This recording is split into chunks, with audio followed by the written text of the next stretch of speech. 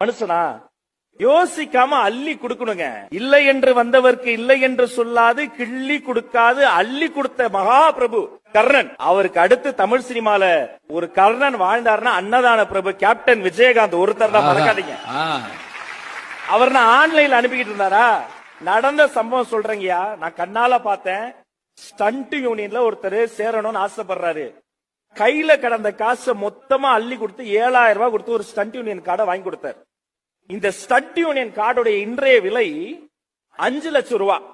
அந்த stunt member, அதாவது Sunday காட்சி சங்கத்தில சேர்ந்தவர், அட்டை வேணான்னு அதை திருப்பி கொடுத்துட்டா 10 லட்சம் ரூபாய் காசு அவர் கிடைக்கும். என்னைக்கோ கேப்டன் விஜயகாந்த் கொடுத்த 7000 ரூபாய் ரொக்கம் இன்னைக்கு ஒரு 4 பேர் கொண்ட குடும்பத்திற்கு 10 லட்சம் ரூபாய் கொடையாக காத்து நிற்குதுன்னா இதுதாங்க ரொக்கம். நல்ல ஒரு கைத்தட்டல் தாங்க கேப்டன் விஜயகாந்தை போன்ற மனிதர்களுக்கு. இவ்வளவுதான் இல்ல, அள்ளி அள்ளி கொடுக்க முடியும்.